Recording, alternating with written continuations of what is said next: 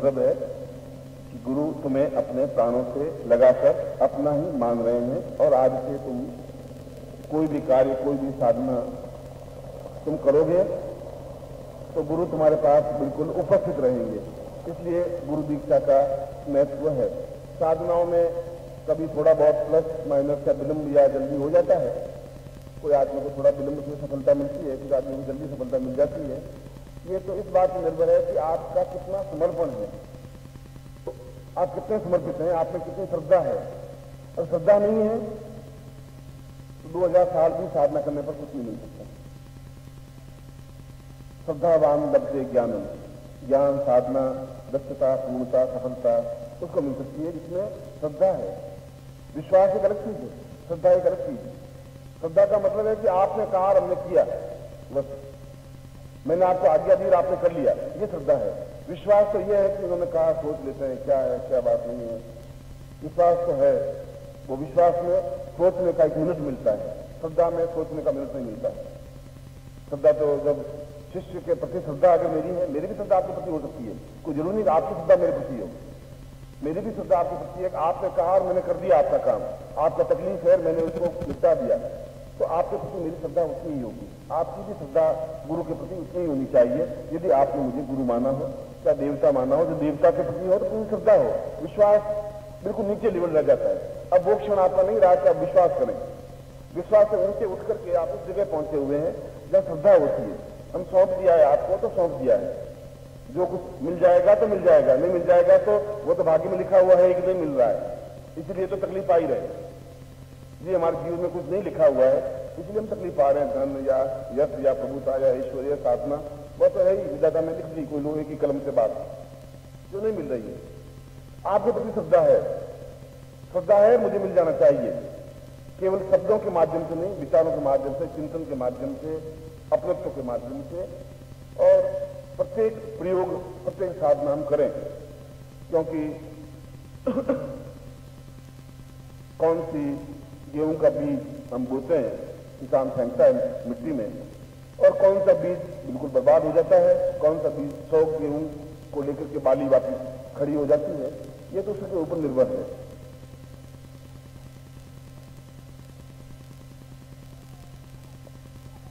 इसलिए इन साधनों में कौन सी साधना एकदम से क्लिक कर देगी और आपको सफलता दे देगी। आवश्यक इस बात की ही है कि आपका और मेरा एक संबंध बना रहना चाहिए, और बना रहे केवल इसलिए नहीं कि मैं आपका गुरु हूं, इसलिए नहीं कि आप मेरे शिष्य हैं। शिष्य के आगे समर्पण का भाव आता है, शिष्य के आगे की स्टेज है। समर्पण का मतलब है कि अब मेरे पास कुछ है ही नहीं, न मेरे माँ है, बाप, भाई, बहन, मेरा कुछ नहीं है, ये केवल बंधन है। वो मुझे अपना बेटा मानते हैं, मेरा तो कुछ नियम नहीं है, मेरा एक गुरु है, बस खत्म। इतना समर्पण आए तो मैं तुम्हारे हृदय में अपने आप में लीन हो ही सकूंगा, होना ही पड़ेगा मुझे, क्योंकि आप में क्षमता है खींच करके अपने हृदय में लीन करने की।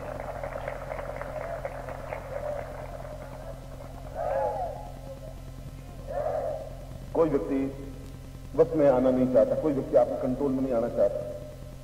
कोई घर की पत्नी कोई भी आप कहें तो आपके वश में आते आते 20 साल लग जाते हैं। आपको बिल्कुल आज्ञा माने, कई बार लड़ाई झगड़ा करेगी, कई बार मानेगी, कई बार नहीं मानेगी, कई बार मानेगी, और वो काम पे चलती रहती है 40 साल। पूरा समर्पण नहीं हो पाता, और जहां समर्पण हो जाता है उस गृहस्थ में लड़ाई झगड़ा होता ही नहीं, समर्पण नहीं हो पाता है। आप भी समर्पित नहीं हो पाते हैं, वो भी आपके प्रति समर्पित नहीं हो पाते हैं। इसलिए आप भी गुरु के प्रति समर्पित नहीं हो पाते हैं तो गुरु जी भी आपके प्रति समर्पित नहीं हो पाते। समर्पण पूर्ण होना चाहिए, समर्पण इक्वलिटी में आकर के बिल्कुल अपने आप को अर्पित कर देना, छोड़ देना। कोई कुछ है ही नहीं, जो कुछ होगा होगा। तो इस लेवल में यदि आपकी भावना बन जाती है तो कोई भी साधना अपने आप में न्यून नहीं रह सकती। और 100 साधनाओं में से कोई एक भी साधना अगर सिद्ध हो गई, यदि हो जाती है, क्यों कलयुग है, कलयुग में इतना शुद्ध खान पान नहीं मिलता, इतना विचार, इतना व्यवहार, इतनी भावना, इतनी शुद्धता, इतनी पवित्रता नहीं बन पाती, तो विलंब हो जाता है। यदि एक भी साधना सिद्ध हो गई तो आपकी कई पीढ़ियां सिद्ध हो जाएंगी, सफलता पा लेगी। एक भी व्यक्ति, अगर आप में से कोई व्यक्ति ने क्लिक कर दिया और कोई भी एक साधना, चाहे वो लक्ष्मी साधना हो, चाहे वो भैरव साधना हो, चाहे हनुमान साधना हो, चाहे गुरु साधना हो, कोई भी हो, यदि एक भी सिद्ध हो गई तभी पूरा जीवन आपका सफल हो जाएगा। जो मेहनत की वो पूरी कर जाएगी। इस नदी के बीच धार में रुकने से काम नहीं चलेगा। नदी के उस पार पहुंचना है, क्योंकि नदी को छोड़ दी, किनारा छोड़ दिया आपने, और छोड़कर बीच में उस पार गुरु जी खड़े, इस पार आपका परिवार खड़ा था, आप नदी में छलांग लगा दिए और बिल्कुल बीच में आके खड़े हो गए। अब वापिस जाए तो परिवार वाले आपको संभालेंगे नहीं, वो कहेंगे लोग जा रहे थे क्या हुआ, गए, हुआ तो कुछ नहीं, आए वापिस नहीं आए। अब वो किनारा आपके पास नहीं बचा, अब वही किनारा है, दूर का किनारे जहां आप गुरु जी खड़े हैं, और वहां पहुंचना ही जरूरी है। इस बीच में बहुत तूफान है, बहुत संघर्ष है, बहुत पानी का बहाव है, बहुत भंवरजाल है, या तो आप डूब जाएंगे, मगर गुरु की दृष्टि आप पर है बराबर, और डूबने आपको देंगे नहीं, ये बात गारंटी है। पूज्य गुरुदेव की, पूज्य गुरुदेव की, पूजनीय माता जी की, पूजनीय छोटे गुरुदेव की। पार तो पहुंचना ही है, और पार पहुंचने के लिए हिम्मत चाहिए, साहस चाहिए, संघर्ष चाहिए, तैरने की क्षमता चाहिए, जीवन शक्ति होनी चाहिए। जाना है उस पार तो जाना ही है, क्योंकि वही मेरा लक्ष्य है, वही मेरा चिंतन है, वही मेरा जीवन है। बाकी सब कुछ नहीं रह जाएगा, जो कुछ चाहे मेरा है, ये भगवान, ये सब कुछ नहीं रह जाएगा, मेरे साथ में नहीं जा सकता है। देखो ये कपड़े भी मेरे साथ नहीं जा सकते, अगर मैं मोह रखूं तो व्यर्थ है। सांसारिकता है, मैं भी आपको घर भेजता हूँ वापस, मैं तुम्हारा घर है वहां जाओ, मगर वहां जाने के बाद भी आप अगर भूल जाते हैं इस किनारे को, तो फिर आपकी सब मेहनत बेकार हो जाएगी। वहां जाने के बाद भी आप याद रखो कि मुझे यहाँ भेजा है, वापिस उस भंवरजाल में, इस भंवरजाल से मुझे जूझना है, जूझ करके भी उस पार पहुंचना है। भंवरजाल का मतलब ये पानी का जाल, भंवरजाल नहीं, भंवरजाल आपका परिवार है, आपके आलोचक हैं, आपको गालियां देने वाले हैं, आपकी प्रॉब्लम्स हैं, आपकी समस्या है, आपकी न्यूनता है, वो भंवरजाल। इतने इतने भंवरजालों को पार करता हुआ यदि गुरु उस जगह पहुंचा है, उस पार पहुंचा है, तो वो भी आपकी तरह लड़का ही था, 20 साल का, 22 साल का, 24 साल का ही था। उसकी जवानी थी, उसकी भी पत्नी थी, उसका भी घर था, वो भी किनारा छोड़ करके बीच में कूदा था। अब वापिस किनारे पे आ जाता है तो भी मेरे को भूखे तो मरता नहीं, ट्यूशन करके रोटियां कमा के खाई जाता। अब निश्चय ये था कि उस पार पहुंचना है, इस बीच में बहुत उलझने थी। यदि वो उस पार पहुंच गया है तुम्हारा गुरु, तो तुम भी उस पार पहुंच सकते हो, क्योंकि उसको मालूम है तैरना कैसा होता है, घर कैसा होता है, ग्रस्त कैसा होता है, झंझावात कैसे होते हैं, और घर की तकलीफें कैसी होती हैं, तनाव कैसा होता है, परेशानियां कैसी होती हैं। उनके बीच में भी यदि आपकी किसी को समर्पित है तो आप भी उतना ही समर्पित होंगे, और उसके लिए रोने की जरूरत नहीं है, उदास होने की जरूरत नहीं है, उसके लिए हर क्षण मुस्कुराहट जरूरी है, आशय जरूरी है। और फिर होली का क्षण मैंने आपको बुलाया है, तो इस समय तो बिल्कुल आपको नृत्यमय बनना है, हर क्षण नाचते हुए, झूमते हुए, उल्लास में। आपको देखने के बाद लगे कि वास्तव में इंसान में तभी बाकी बची हुई है। आपके लड़कों को पता ही नहीं चलेगा कि मुस्कुराए कैसे कहते हैं, पता ही नहीं पड़ता। हंसी क्या होती है, अट्टहास क्या होता है, जोर से एकदम से हंसे, ऐसा आपने अपनी पूरी जिंदगी में देखा ही नहीं होगा कि अट्टहास भी कुछ होता है, क्योंकि भूल गए हम। मुंबई में जो बांद्रा में रहते हैं और नौकरी करते हैं, मान लो दूर सर्किट पर नौकरी करते हैं, तो सुबह 4 बजे बेचारे बस में बैठते हैं, वो ट्राम में, और 6 बजे 7 बजे अपनी ड्यूटी पर जाते हैं, और वापिस वहां से 8 बजे फ्री होते हैं, वापिस घर आते जब 11 बज जाते हैं, क्योंकि 2-2.5 घंटे का वो ट्राम का रन होता है। लड़का होता है तो लड़का शाम को 8 बजे सो जाता है, बाप घर आता है 11 बजे। सुबह जो लड़का 6-7 बजे उठता है तो बाप चला जाता है 5 बजे, तो बाप को देखता ही नहीं बाप कैसा होता है। संडे को देखता है तो कहते हैं संडे वाले पापा हैं, ये कौन है कि मेरे संडे वाले पापा हैं। बस ऐसी स्थिति तुम्हारी बन गई है कि तुम भी अब घर जाते हो, उस संडे वाले पापा बनने की जरूरत नहीं है, बिल्कुल उसमें जूझिए, जिए और मुस्कुराइए। वो मुस्कुरा नहीं सकता, ट्राम में दौड़ता है, वो आदमी की मुस्कुराहट जीवन में नहीं लिखी है, वो ट्राम लिखी है उसके भाग्य में, तो बाकी मुस्कुराहट भी लिखी है, हंसी भी लिखी है, साधना भी लिखी है, समर्पण भी लिखा है, न्योछावर कर देने की क्षमता भी लिखी है, और आप करते हैं, ऐसी बात नहीं है। मगर उससे और ऊपर उठ करके समर्पण होना चाहिए। गुरु दीक्षा का तात्पर्य यही है। हम दीक्षा इसलिए दे रहे हैं कि आपका काफी कुछ काम मैं कर दूं, जो आप में कम है, जो आप नहीं कर पा रहे, कुछ रास्ता तो मैं आपको सहारा देकर के पार कर लूं। क्योंकि यदि आप किसी का तैर रहे हो और कोई सहारा दे और उसको सही ढंग से तैरना नहीं आए, तो पहले तो आप उसको डूबो देंगे, उसको पकड़ेंगे, वो डूब जाएगा बेचारा, फिर आप भी डूब जाएंगे। वो सामने वाले कंधे मजबूत है, तैरना उसको आता है तो आपको पार लगा देगा। कंधे जो कमजोर कंधे हैं उनका सहारा लेकर के मत चलिए, वो आपको पार नहीं लगा सकते। जिनके मजबूत कंधे, जिनको तैरना आता है, वो आपको जरूर पार लगा देंगे। मैं आपके साथ में हूं, हर क्षण हर मित्र के साथ में। अब मैं आपको दीक्षा दे रहा हूं, गुरु दीक्षा, जो आगे बैठे हैं।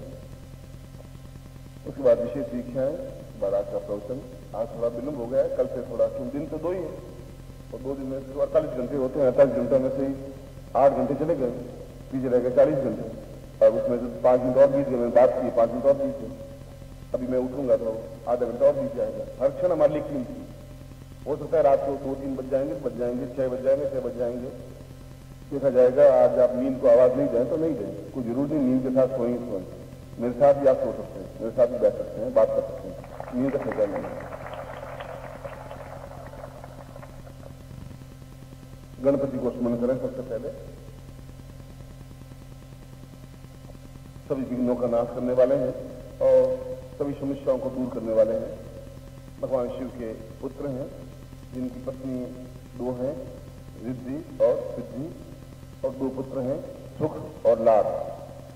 ऐसे भगवान गणपति जो गणों के अधिपति हैं, वे हमारे जीवन में कल्याण करें, हमारे जीवन में पूर्णता दें, इस शिविर में भी सफलता दें।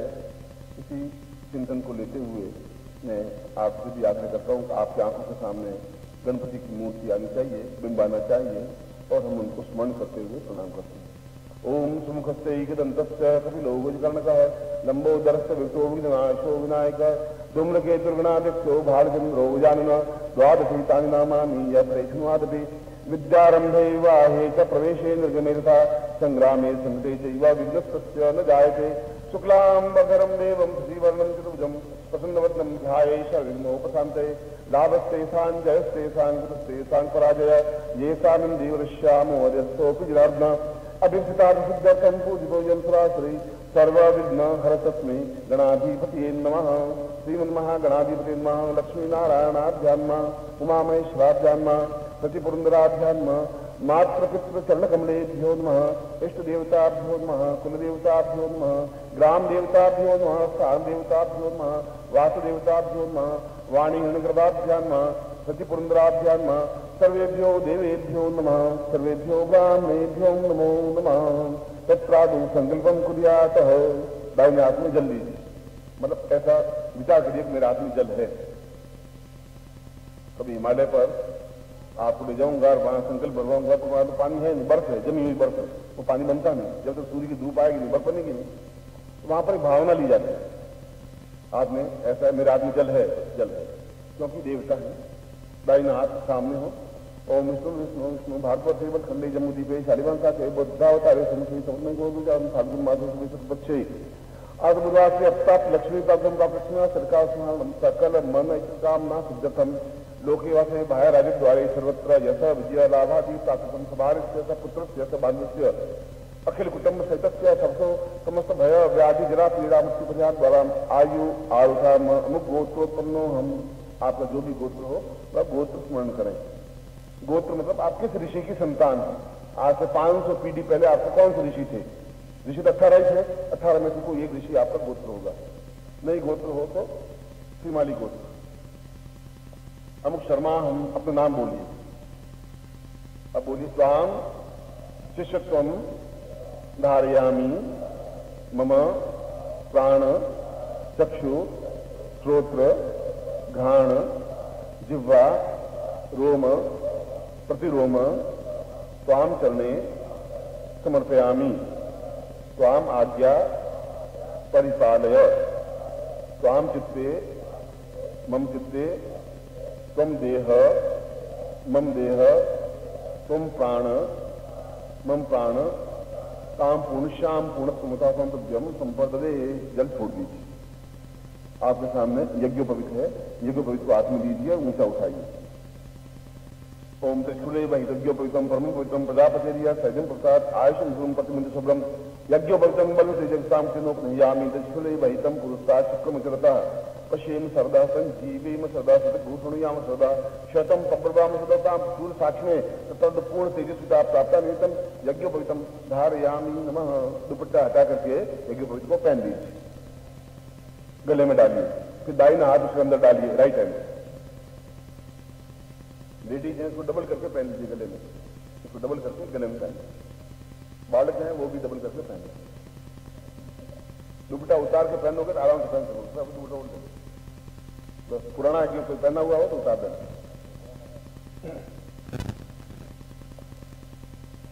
एतावली पर ब्रह्म मतुम धारणा जीर्ण त्याग परित्यागो गच्छ सूत्र था सुखम पूर्णता।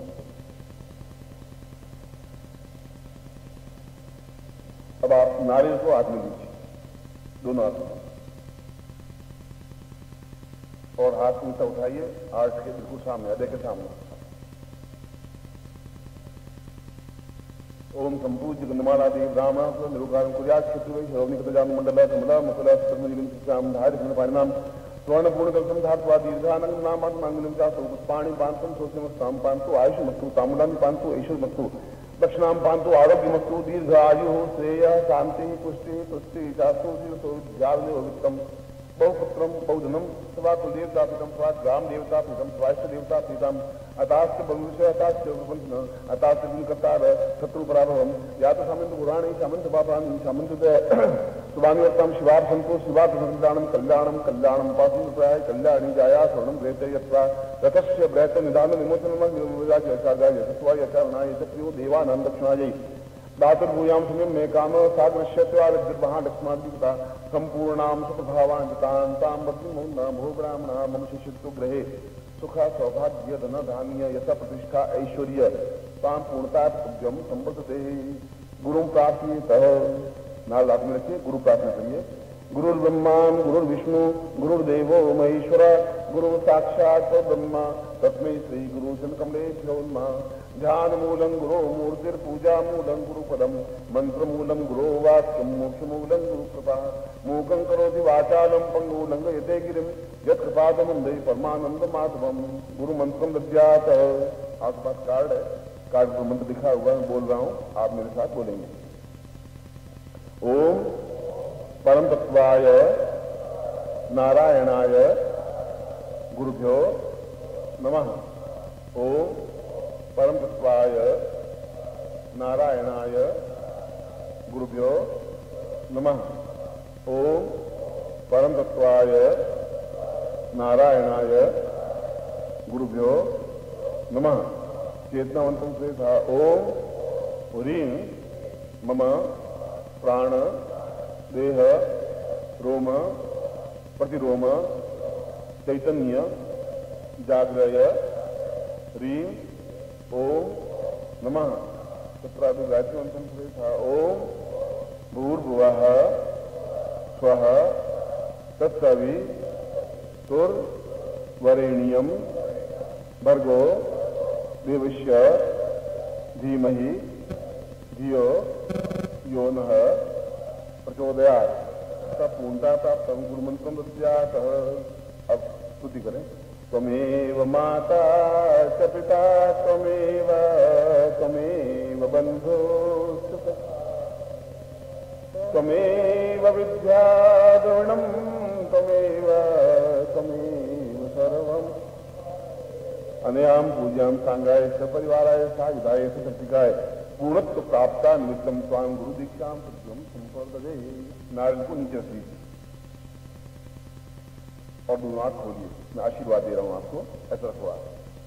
मंत्रार्था सफला संतु पूर्णाम संतु मनोरथा सप्रणाम उन्नासोस्तु मुस्त्राणाम उद्योत्सव ऋग्वेदो यजुर्वेद सामवेदो यथावण ब्रह्मवाक्यस्थान चंदनंतीं तत्सर्वान् अक्षतान् प्रस्फेतोन्त्यं घ्नन्ति नरा चत्वारोवृते लक्ष्मी आयु बुद्धि यशो बलम धीर्वर्चस्यमाशमारोग्यम माधवप्रमाणं महिते धान्यं धनं पुत्रलाभम तत्संवत्सरं दीर्घमायुष्मान पुत्रवान सुखवान लक्ष्मीवान भव। मैं आपको आशीर्वाद देता हूँ, आपके जीवन की सारी इच्छाएं पूरी हों और साधनाओं में आप सिद्धि और सफलता प्राप्त करें और आपके हृदय में गुरु स्थापित हों। ऐसा ही मैं आपको हृदय से आशीर्वाद देता हूँ।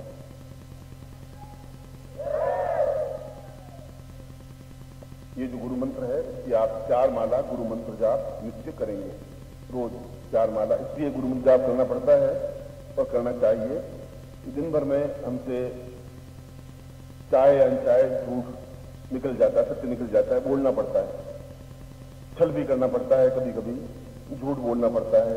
बाजार में भोजन खाना खा लेते हैं तो उनके जूते पहने हुए बनाते हैं, शुद्ध भोजन नहीं, शुद्ध पानी नहीं, और कभी कभी मुंह से गाली निकल जाती है। इन सब दोषों के परिहार के लिए 4 माला गुरु मंत्र जाप करने पर चित्त शुद्ध रहता है, साधना करने सफलता मिलती है। इसलिए इन 4 माला गुरु मंत्र से आपके जो दोष 24 घंटों में किए हुए हैं वे समाप्त हो जाते हैं। मगर अगर पिछले जीवन में और किए हुए 40 साल तक किए हुए तो कभी कभी ज्यादा भी माला मंत्र जाप कर सकते हैं। जैसे टाइम मिल जाए शाम को भी तो और भी 4 की माला, मगर 4 माला तो करनी कंपलसरी है, अनिवार्य है। यदि कभी बीमार हो जाए तो आकर ढोके कर सकते हैं, पलंग पे लेटे लेटे भी कर सकते हैं, चलते फिरते उठते बैठते बिना माला के भी कर सकते हैं। मगर उससे ही आपके जीवन के पाप और दोष कटेंगे। यदि मेरे भी मुंह से यदि कभी झूठ और सत्य निकल जाता है तो मुझे भी सुबह गुरु मंत्र जाप करना ही पड़ता है, क्योंकि रास्ता तो वही है। उसी से हमारा चित्त निर्मल रह सकेगा, उसी साधनों में सफलता मिल सकेगी, उसी से पूर्णता प्राप्त होगी। जो शिविर में भाग ले रहे हैं और जिनके पास जो शिविर में भाग लेने वालों को पैकेट दिए हैं उसको अभी मैं पूजन करवाऊंगा इस पैकेट का। फिर कैसे मंत्र जाप होता है, होली की रात्रि को विशेष प्रयोग उस पर होगा और वह बहुत महत्वपूर्ण होगा, इसलिए आज पूजन अभी मैं इसका पूजन करवाऊंगा। गुप्त मनोवांछित शीघ्र कार्य सिद्धि साधना का पैकेट है और ये 3-4 तरीकों से होता है। गोरखनाथ का एक अलग स्टाइल है, अलग तरीका है, विश्वामित्र का एक अलग तरीका है, मगर मनोवांछित वह कार्य हो ही, इसलिए गोरखनाथ प्रणीत जो साधना है वो ज्यादा महत्वपूर्ण है। होली की रात्रि को तो वह बहुत ज्यादा महत्वपूर्ण है। जो शिविर में भाग ले रहे हैं या अपना नाम लिखवाया है उन्हीं को वो पैकेट मिल रहा है। तो अभी भी प्रयोग होगा, मंत्र जाप होगा, फिर रात्रि को भी प्रयोग होगा, फिर कल होली की रात को विशेष उसके ऊपर कार्य होगा, इसलिए पैकेट थोड़ा ज्यादा महत्वपूर्ण है। बाकी साधनाएं भी, होली का पर्व ही अपने आप में एक महत्वपूर्ण पर्व होता है, क्योंकि ये एक ऐसे क्षण होते हैं, ऐसे दिन होते हैं जब वसंत ऋतु का प्रारंभ हो चुका होता है, सूर्य उत्तरायण की तरफ आ चुका होता है और अन्य जितनी भी साधनाओं के लिए जो श्रेष्ठ ग्रह नक्षत्र होते हैं, खासतौर से अनुराधा, हस्त और पुष्य, इन तीनों नक्षत्रों का परस्पर भेद होता है, वह केवल होली के अवसर पर ही होता है और 22-23 मिनट के लिए होता है। जो तीनों एक ही भेद में होते हैं उसमें यदि किसी प्रकार की मनोवांछित कामना हो या कोई कार्य हो या कोई इच्छा हो या कोई साधना हो तो पूर्ण सफलता मिलती ही है।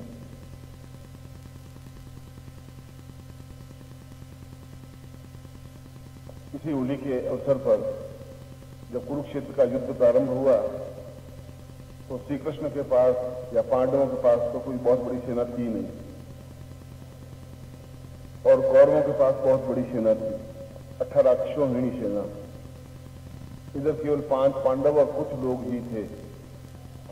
उसमें उन्होंने एक मूर्त निकाला था जो होली के अवसर पर ग्रहण भी था और ठीक ग्रहण जब मध्यकाल में ग्रहण था और होली का वो टाइम आया था, उस समय युद्ध प्रारंभ हुआ था। तब तक का उन्होंने टाइम गीता पे भाष्य बोलते बोलते टाइम पास किया। सेना तो पहले आके खड़ी हो गई, पर कृष्ण समझ रहे थे कि ठीक समय पर युद्ध प्रारंभ नहीं हुआ तो न मैं विजय प्राप्त कर पाऊंगा, न ये कुछ चंद पांडव विजय प्राप्त कर पाएंगे और उसके लिए विशेष मुहूर्त की आवश्यकता होगी, विजय काल की, विजय मुहूर्त की।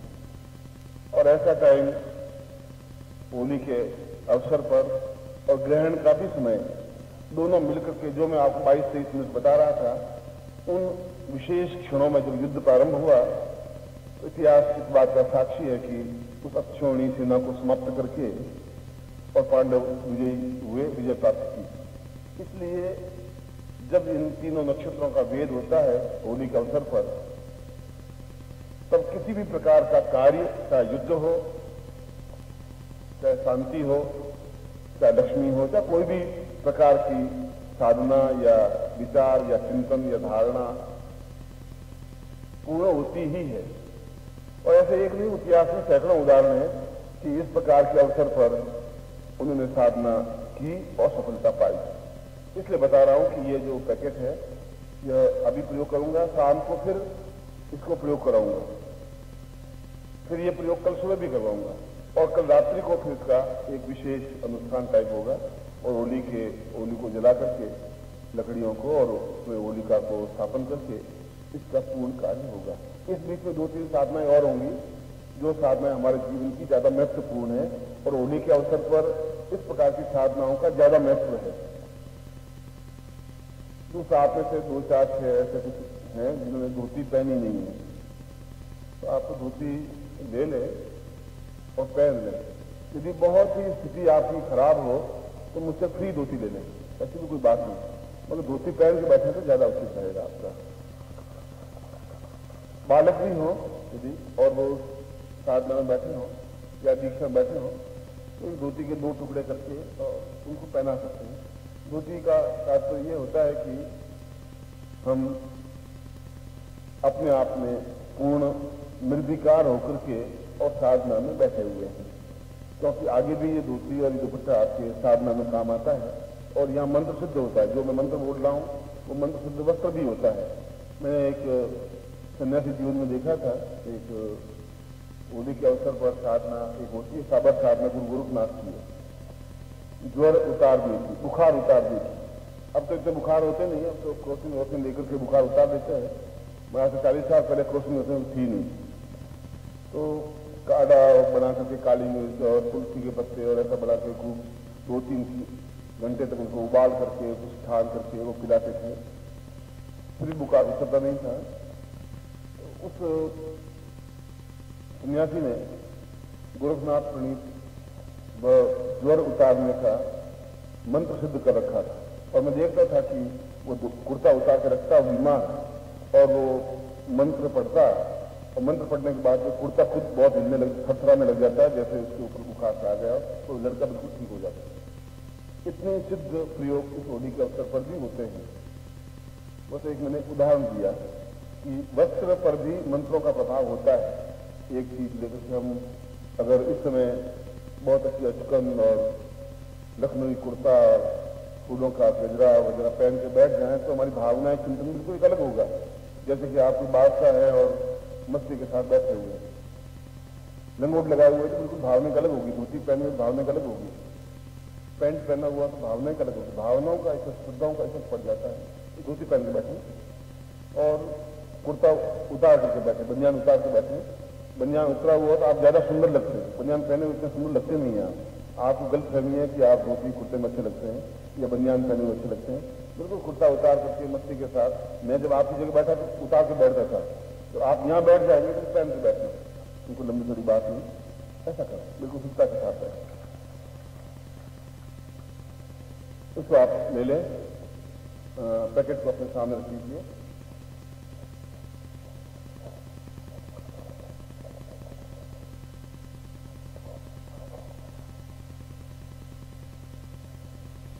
इसमें 2-3 बातों की जरूरत पड़ेगी। एक तो आपका नाम, एक आपका गोत्र। कभी गुरुदेव से मिले तो अपना मूल गोत्र मालूम कर लें, किसी को मालूम नहीं है तो मालूम कर लें कि मेरा मूल गोत्र क्या है। और यूँ तो आप जब अपने आप को समर्पित कर दिया है तो जो गुरु का गोत्र है वो आपका गोत्र हो जाता है। कभी अपना गोत्र याद, गोत्र का मतलब मैंने अभी बताया कि हमें ध्यान रहना चाहिए, इसलिए आपको ध्यान रहेगा तो आपको आने वाली पीढ़ियों को भी ध्यान रहेगा कि मेरा ये गोत्र है, मैं उस ऋषि की संतान हूँ, उस ऋषि का रक्त मेरे शरीर में प्रवहित हो रहा है। क्योंकि रक्त तो निकलता नहीं, मेरे पिता का रक्त भी मेरे शरीर में होगा, मेरे दादा का रक्त भी शरीर में होगा, मेरे परदादा का रक्त भी शरीर में होगा। शरीर में वो रक्त तो बराबर कंटिन्यूटी पिछले 500 सालों में आ ही रहा है। इसलिए कोई व्यक्ति बिल्कुल साधु होता है फिर भी चोरी की आदत होती है, हो सकता है उसके पिता उसके दादा उस आदत में लगे हुए हैं। कई बार हम भगवान को नहीं मानते तो पूजा पाठ करते हैं, फिर भी हमारे मुंह से गालियां निकलती हैं। तो जरूर कोई पिछली 2-3 पीढ़ियों का कोई संस्कार आया होगा। किसी को क्रोध ज्यादा आता है, किसी को मोह ज्यादा होता है, किसी को लोभ ज्यादा होता है। इतना बार आपको जितने के बाद भी आप निर्मल नहीं हो पाते तो आपके अंदर का रक्त है तो पूर्वजों का रक्त है वो रहेगा ही। उसको कैसे शुद्धिकरण किया जाए वो एक अलग किया है, वो अलग संसार है। मगर हम जीवन में शुद्धता और सात्विकता प्राप्त करें और सफलता पाए, सबसे बड़ी बात तो ये है। चाहे माध्यम कोई भी हो, शुद्धता के साथ में जो माध्यम हो। इसलिए ये मनोवांछित कार्य सिद्धि प्रयोग है। इसे बताऊंगा कि आप किस प्रकार से मनोवांछित होली की रात्रि को जो प्रयोग करवाऊंगा इसी यंत्र पर। मूल तो ये माला है और माला का विशेष महत्व, इसको मन जब मैंने बात की इसको पहनना है और पहने रखना है, तो रात्रि को सोते समय इस माला को उतार देना, सुबह वापस स्नान करने के बाद वापस पहन लेना। पहले मैं स्त्रियों को करवा देता हूँ, फिर दूसरी बात आती है।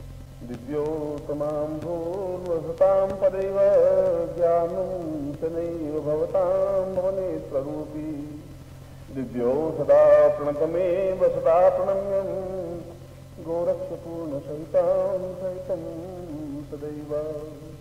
मेरे जीवन में भगवान शिव के अंशीभूत अवतार गोरखनाथ, जिन्होंने संन्यास की उच्च परंपरा कायम की और ज्ञान और चेतना को शिष्टता तक पहुंचाया, वे मुझे इस साधना में पूर्ण सफलता प्रदान करें, क्योंकि वे स्वयं भगवान शिव हैं, शिव के अंशीभूत स्वरूप हैं, साक्षात शिवमय हैं। इसलिए उनको मैं और अपने पूर्वज ऋषि को भी सामने रखकर कि वे अपने आप पे गर्व कर सकें कि उनकी पीढ़ी आज इस साधना में बैठी है, इसलिए उनके जीवन में पूर्णता प्राप्त हो। ऐसा ही मैं आपको हृदय से आशीर्वाद देता हूँ, आपके जीवन में ये साधना पूर्णता से और सफलता की ओर अग्रसर हो, ऐसा ही आपको हृदय से आशीर्वाद देता हूँ। संकल्प कर लीजिए, आत्म जल लीजिए। ओम बार ठंडे जमुदी जी सर्वान। आपके पास पंचपत्र आचमनी होनी चाहिए, काउंटर पर है, और अगले 200 साल तक काम आएगी। घिसी तो है, खराबी होती नहीं। आपके पास जल हो, एक पंचपात्र हो, एक आचमनी हो, एक पात्र हो, 3 तो होनी चाहिए और काउंटर पर होने चाहिए। ये हो तो आप इसको लीजिए, क्योंकि हर बार पूजा में ये पवित्र स्थान काम आएगा। बात वर्ष से बढ़कर जमुदी से शालीवान सा के बौद्धावता समझने को होता है। फाल्गुन मास से आशीष होगी बुधा से प्राप्तक्षिण सकलम श्याम नाशम लोके वासी महाराज द्वारा सर्वत्र यथा विजय लाभादी प्राप्त भारत पुत्र से सवानुष्य अखिल कुटुंब सहित सबसो समस्त भय जागरा पीड़ावर्ती द्वारा आयु आरोग्य अनुकामना सिद्धाय मनोवांछित कामना सिद्धाय गौरनाथ प्रणीतम था हम संपर्क दे छोड़ दीजिए। एक बार फिर आत्म जल दीजिए। हम अमुक गोत्रोत्पन्न, हम अपना गोत्र सुन करिए। अमुक शर्मा, हम अपना नाम बोलिए। काम पूजा मम समस्त सुखा सौभाग्य धन धान्य यथा प्रतिष्ठा ऐश्वर्य प्राप्ता निमित्तम मनोवांछित साधना सिद्धि प्राप्ता निमित्तम गुरु हृदयार बिंदम स्थापितम साहित्य संपर्क छोड़ दीजिए। सूर्य को प्रणाम करिए दोनों हाथ उठा के। ओम त्रिशुदेव हितम पुरुषता चक्रमुचरतः पश्येम सर्दा संजीवेम सदा सतभूषणयाम सदा सत्यम पप्रभाम सदम आकर्षण नगथात्मानो निवेशनम तम च हिरण्येन सीतार्थेना देवो याति होनान चिन्ह। 10 दिशाओं को प्रणाम कीजिए पूर्व। एवं निंदा पूर्वात्मानम सकृते कल्याणताम समस्त देवता जो इंद्र यम सा नृत्य वर्णाम सा पुरुषा पूर्णत्व प्राप्ता तुम सा सभ्यम संपर्क आप नीचे कर लीजिए। अब आप यंत्र लीजिए और यंत्र के ऊपर माला रखिए। यंत्र बाएं हाथ में लेना, लेफ्ट हैंड में, आपका वो हाथ लेफ्ट है, बाएं हाथ, उसके ऊपर माला रख दीजिए और फिर दोनों हाथों से बंद, एक हाथ से बंद कर दीजिए उसको। संपुटी से कृत्वा, अंगूठे से अंगूठा मिला हुआ हो, तर्जनी से तर्जनी, मध्यमा से मध्यमा, अनामिका से अनामिका, कनिष्ठिका से कनिष्ठिका, इस प्रकार से होना चाहिए। और हाथ थोड़ा इस घुटने पर नहीं हो, इसे ऊंचा उठा हुआ। मैं इसको आपके नाम से और आपकी गोत्र से आपके लिए मंत्र सिद्ध कर रहा हूँ, प्राण संजीवनी क्रिया कर रहा हूँ, जिससे कि आपके लिए उपयोगी हो सके यंत्र आने वाली पीढ़ियों के लिए भी। ओम दीर्घोत्मान देगलंताम दीर्घोत्मा पूर्वा निर्भोषा प्रभाम पूर्वश्याम दीर्घो कल्याणताम पूर्वात्मि पूर्वा सरसिंतिम कल्याणताम दीर्घो दीर्घो दीर्घो पश्याम आत्मानी पूर्वा धूतिवाम वाय वसुदेवो वसविता प्राण क्रमणापिया इंद्राय भागम प्रजापति आयुष्मान अवधिष्ठमान गतुष ध्रुवासन गोपतुषिया तब वीर यजमान से पशुन पाही पूर्ण ताम अथोस्मान सक्रियकरण अमुक गोत्रोत्पन्नो। हम अपना गोत्र बोलिए या जाति बोलिए, कुछ भी। अमुक शर्मा, हम नाम बोलिए। ताम पूर्णता प्राण, ये प्राण, ये देया, ये जीव सांकन संडम दम पम बिंदुरावि मर्दय मर्दय मलय मलय जागृत जागृत टोटे टोटा दीप्तम दीप्तम ताम पिंग बूम पालतु पूर्णा खान खी खूं खी सता शांशी शो सत में ऐंका से रूपा रिंग काई पुपाल के क्लींकारी काम रूपिण्य बीज रूपिण मुक्तिशम लंग गाति चिंकर निवृत्तिचा बजानित्यम दान धीम दोन दुजटे पत्नी वाम विभो वाग्धीश्वरी कान कुंकुम कालिके देवी श्रांसी सोमेश्वरम गुरु हुम हुम हुंकारूपिणी जंजन जंजम दुरानी ब्राह्म भ्रीम घुम भैरव देवान्विति नमो नाम पूर्वता आत्मान जीव ये जीव देह देह प्राण प्राण चैतन्य चैतन्य आत्म आत्म आत्मचिंता मम मनोवांचित कामना सिद्धताय सब समुटेन कृत्वा सम्मता पुरुषार्थस्मानम स व्याघ्रमतस्मानं स समस्त दुख दुख दारिद्र्य कष्ट पीड़ा निवारणार्थम सुख सौभाग्य धन यश प्रतिष्ठा ऐश्वर्य प्राप्त निमित्तम स गुरु आज्ञा परिपालन स सूर्य साक्षिणे जल साक्षिणे अग्नि साक्षिणे संप्रतम संपदे। इसको खोल करके अपने आंखों से लगा दीजिए और यंत्र को नीचे रख दीजिए और माला को अपने गले में पहन लीजिए।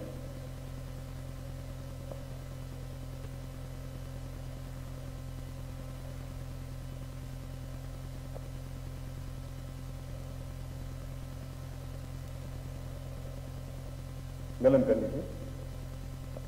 नेत्रोस्पष्टम कुर्यात् सुदेवहितम पुरुषाचमुद्रतापसीम सरदारधनुषी सरदा सतगुण सुनयाम सदा शतम पब्रवाम सत्यम पुलापुरुषात्मान शक्ति कल्याणताम दीर्घो सा पूर्वात स्वानम शक्ति कल्याणताम नमोसंदा सत्यमूर्ता सात संपदे। इसके लिए एक मंत्र है, वो मंत्र कॉपी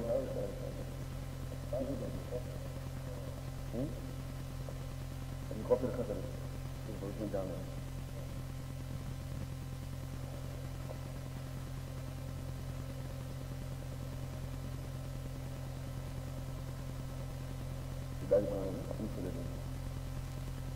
इसमें केवल 3 अक्षरों का 3 बीजों का मंत्र है, छोटा सा मंत्र है। ये बोर्ड पर वहां बोर्ड लगा हुआ है पानी की टंकी के पास में, उस पर लिख देंगे। इसका उच्चारण मैं करवा देता हूं क्योंकि मंत्र गुरुमुख से प्राप्त होना चाहिए। तो किताबों में लिखा हुआ उसका उच्चारण बिल्कुल मारो। किताब आपको ये नहीं बता सकती कि इसका उच्चारण क्या है, किस प्रकार से बोलना है। इसलिए गुरुमुख से मंत्र लेने फिर आपके पास पन्ना या डायरी होनी चाहिए, जिससे ध्यान रहेगा आपको। बोलिए एंग क्रीं क्रीं। देखिए अब इससे 2 उच्चारण हुए। मैंने बोला है एंग क्रींग श्रींग, आप ऐसा बोल सकते हैं एम क्रीं श्रीं, वो गलत है। म की ध्वनि नहीं होगी, ग की ध्वनि होगी। वापिस अब मंत्र दे रहा हूं आपको। एंग क्रीं श्रीं, एंग क्रीं श्रीं, एंग क्रीं श्रीं। ये मंत्र को आप कल सुबह आज रात को जब मैं आऊं उससे पहले एक माला मंत्र जाप आपका हो जाना चाहिए, और या 4 माला मंत्र। इस माला से जो आपको माला दी है, इस माला से 20 मिनट से ज्यादा लगेंगे नहीं। तो जब आप अभी दोपहर को मैं फ्री करूंगा, फिर आप जब बैठे तो 4 माला मंत्र जाप इस मंत्र की कर दें। एंड बोर्ड पे लिखा हुआ होगा, और 4 माला इसी माला से, जो माला मैंने आपको दी है, इस माला से मंत्र जाप आपको करना है।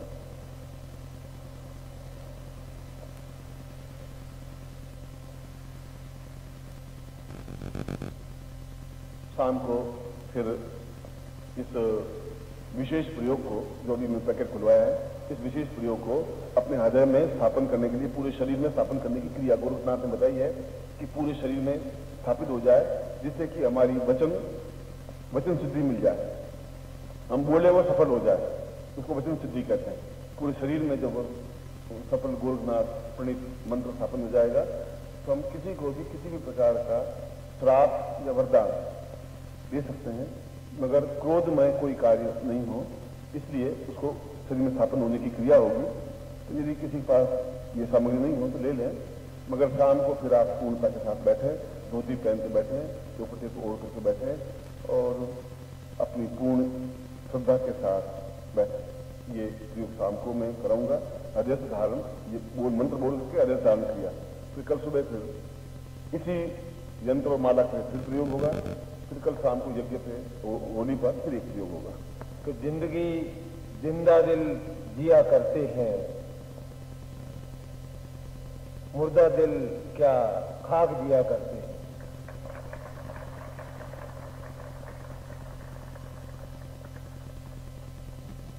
और जब मैं जिंदा दिली नहीं देखता हूं, जोश नहीं देखता हूं, उत्साह नहीं देखता हूं,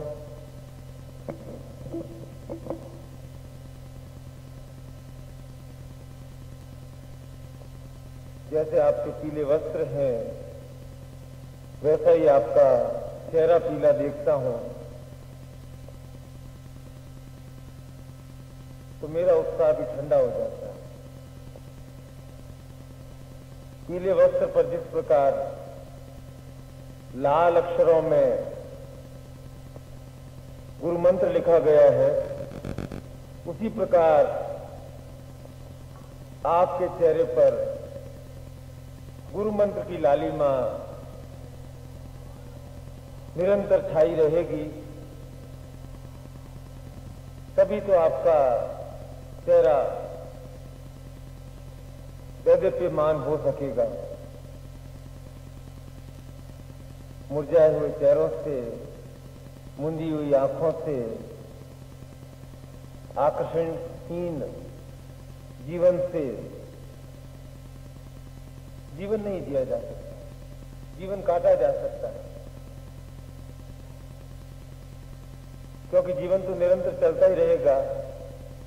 रात के बाद दिन, फिर रात, फिर दिन। लेकिन इसमें जीवन का सारभूत तथ्य नहीं है। जीवन का सारभूत तथ्य धन भी नहीं है,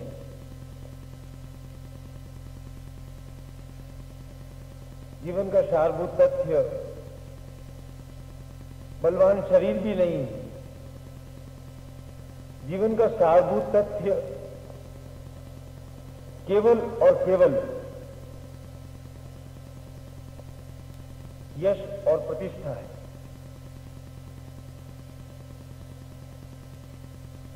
और यश और प्रतिष्ठा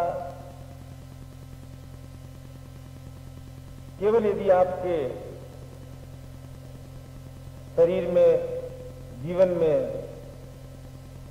एक आकर्षण है, एक ओज है, तो वह लक्ष्य आप प्राप्त कर सकते हैं। वैसे तो प्रभु ने आपको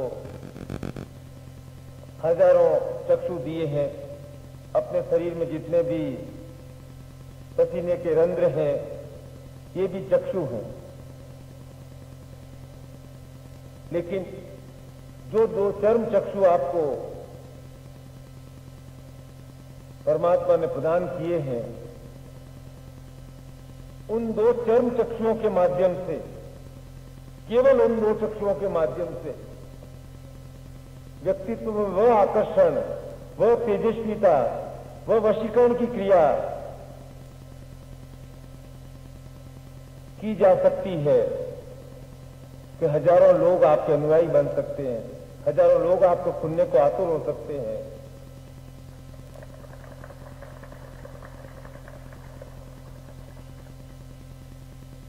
देवहरा बाबा हो या महाअवतार बाबा जी हो, पंडित गोपीनाथ कविराज जी हो, और भी जो बड़े बड़े संत महापुरुष जो भी हुए हैं, देवहरा बाबा तो बड़े ही कृषकाय थे, लेकिन उनकी आंखों में इतना तेज था कि सामने वाला आंख से आंख मिलाकर के बात नहीं कर सकता था।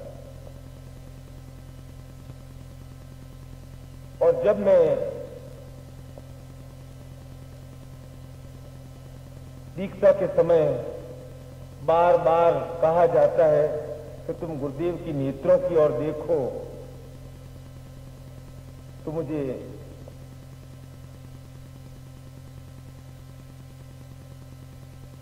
यही आता है कि तुम केवल दृष्टिपात करते और ये दिव्य पाठ करते थे।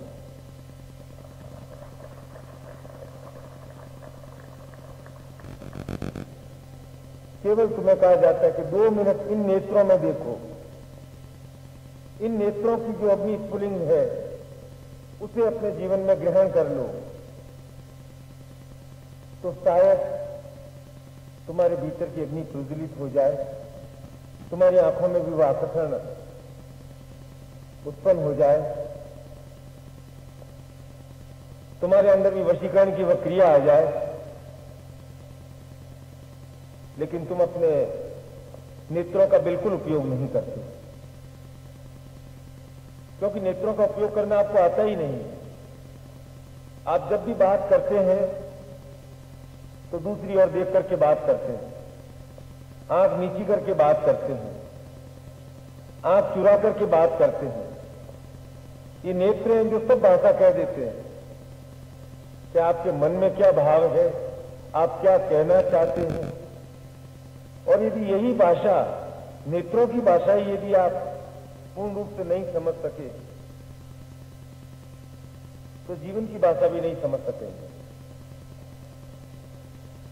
तिब्बत में जो लामाओं के बड़े बड़े मॉन्स्ट्रीज होती हैं, वहां पहरेदार के रूप में कोई आदमियों को नियुक्त नहीं किया जाता है, कुत्तों को भी नियुक्त नहीं किया जाता है। वहां बड़ी बड़ी पहाड़ी बिल्लियां होती है,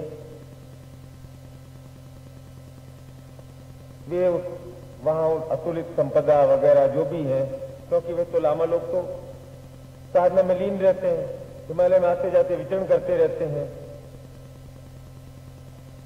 वे बिल्लियां 10-10 घंटे बिना पलक झपकाए पहरा देती रहती।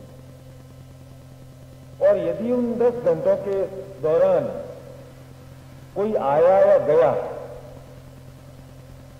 और लामा लोग जब वापस अपने मठ में आता है तो उसको सामान पहले देखने की जरूरत नहीं है कि ताला बराबर लगा हुआ है या नहीं लगा हुआ है, वो उस बिल्ली के नेत्रों में देख लेता है। और देखते उसके सामने बिल्ली के नेत्र में चलचित्र के समान स्पष्ट हो जाता है कि मेरे अनुपस्थिति में कौन आया था और कौन गया, क्या घटनाक्रम यहां घटित हुआ था। इतनी बड़ी नेत्रों की व्याख्या है।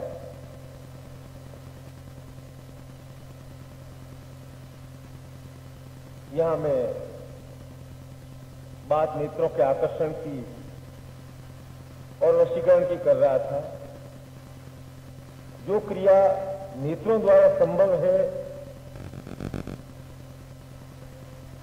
वह नेत्रों द्वारा ही हो सकती है। उसमें आप चाहे कितनी पहलवानी करें, उससे कुछ नहीं होगा।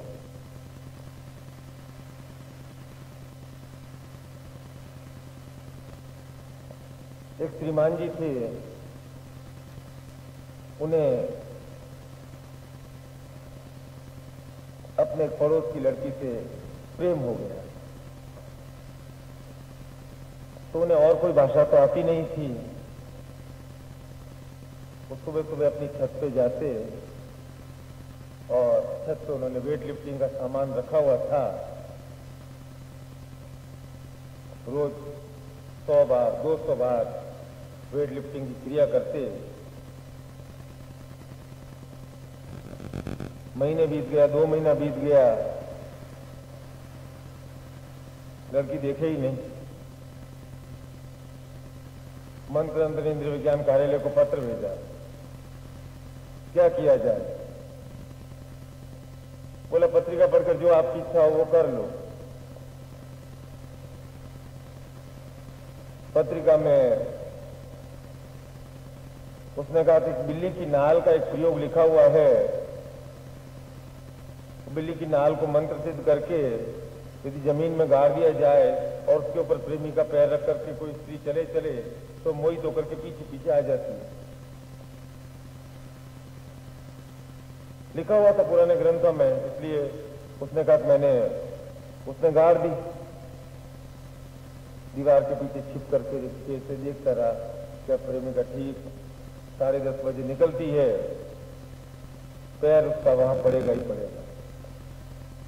वो निकली बेचारी, उसके भी तो कॉलेज का टाइम था। था करती निकली और सैंडल उसके ऊपर रखा और आगे चलती बनी। उसने सोचा अब तो ये रुक जाएगी, सीधी दौड़ी दौड़ी मेरे पास आएगी। कुछ क्रिया नहीं हुई। आया भाई, मिलने आया मेरे पास। मैंने कहा तू कहां था उस टाइम? बोला मैं तो कोने में दीवार के पीछे छिप करके खेत था, उसमें से देख रहा था। मैंने कहा मूर्ख, भगवान ने तुझे 2 नेत्र दिए हैं, इन दो नेत्रों का उपयोग कर फरात करती का जाओ प्रेमिका के पास, उसके नेत्रों में देख करके बोल कि मैं तुमसे प्रेम करता हूं। मंत्र जब से और आंख चुराने से आकर्षण की शक्ति नहीं आ सकती, वशीकरण की शक्ति नहीं आ सकती। पड़ोस भी आपसे प्रभावित नहीं हो सकता है। प्रभावित कब होगा, कब आपके अंदर वशीकरण की शक्ति आएगी? जब आपके भीतर शक्ति का अजस्र भंडार है, उस शक्ति का प्रवाह नेत्रों के माध्यम से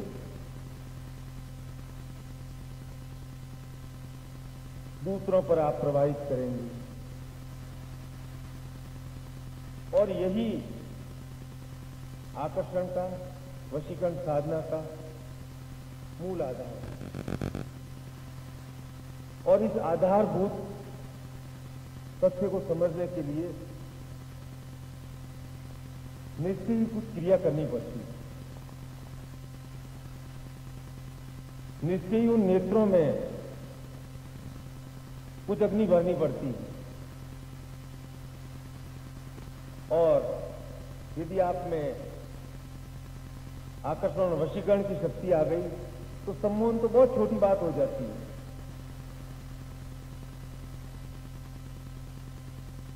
क्यों मुझे आप में से 100-200 लोगों के नाम याद रहते हैं, क्यों हजारों के नाम याद नहीं रहते हैं? क्योंकि जब मेरे से बात करते हैं वे खुल करके बात करते हैं, अपनी आकर्षण युक्त क्षमता के साथ बात करते हैं। और जब जीवन में यह आकर्षण और वशीकरण की शक्ति आ जाती है तो फिर आप केवल मास्टर बाबू या क्लर्क या मजदूर बनकर के नहीं रह सकते, क्योंकि आपको ऊंचा उठना ही पड़ेगा, क्योंकि आप में दूसरों को प्रभावित करने की क्षमता आ गई है। दूसरे आपकी बात को ध्यान से सुनेंगे, आप कुछ आदेश देने की क्षमता रखेंगे। जब आप कुछ आदेश देने की क्षमता रखेंगे तो आपका धरातल अपने आप ऊपर हो जाएगा। और जब यह क्रिया मंत्र से नहीं हो सकती है तो तंत्र से संभव है। मंत्र और तंत्र और यंत्र से भी नहीं संभव है तो एक और स्थान है, वहां संभव है। वो स्थान है गुरुदेव के पास।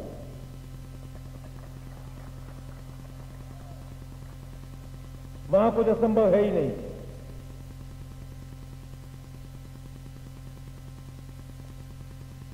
क्योंकि उन्होंने मंत्र को भी समझा है और परखा है और अपने भीतर उतारा है।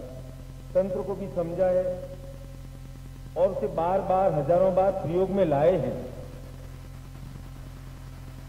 और यंत्र के महत्व उपयोग को भी समझा है कि किस समय कौन सा यंत्र उपयोगी रहेगा, किस व्यक्ति के लिए कौन सी दीक्षा उपयोगी रहेगी, कौन व्यक्ति किस दीक्षा को कितनी तीव्रता से ग्रहण कर सकता है।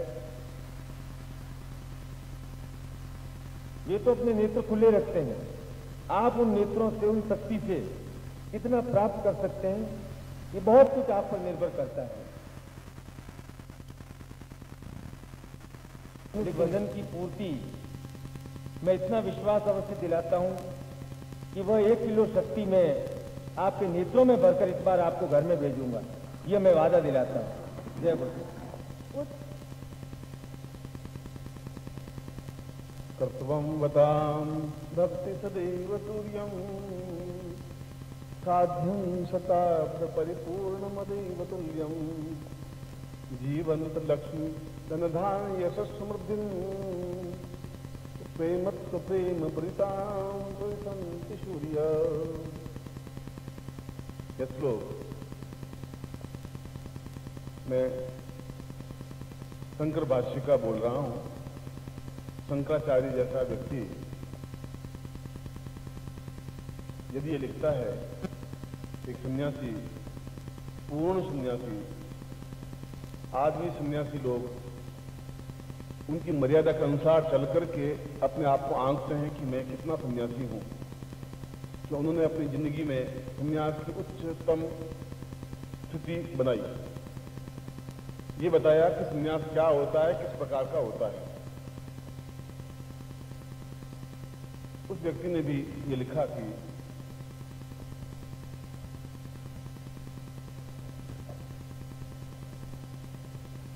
जीवन का आधार प्रेम है, हृदय का आधार प्रेम है, सफलता का आधार प्रेम है, भक्ति और साध्य और साधन का आकार प्रेम है। और यदि जीवन में प्रेम नहीं है तो पुरुषत्व भी नहीं है, पौरुषता भी नहीं है, संन्यास भी नहीं है, सफलता भी नहीं है।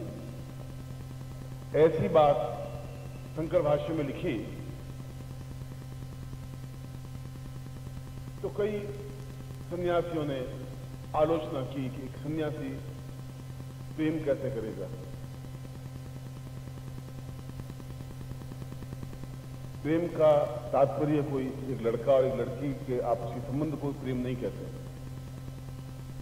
एक पुरुष का एक पुरुष से भी प्रेम हो सकता है, एक भक्त का एक भगवान से भी प्रेम हो सकता है, एक शिष्य का एक गुरु से भी प्रेम हो सकता है, और कोई नहीं मिले अपने आप से भी प्रेम हो सकता है कि मैं अपने आप से भी प्रेम करूं।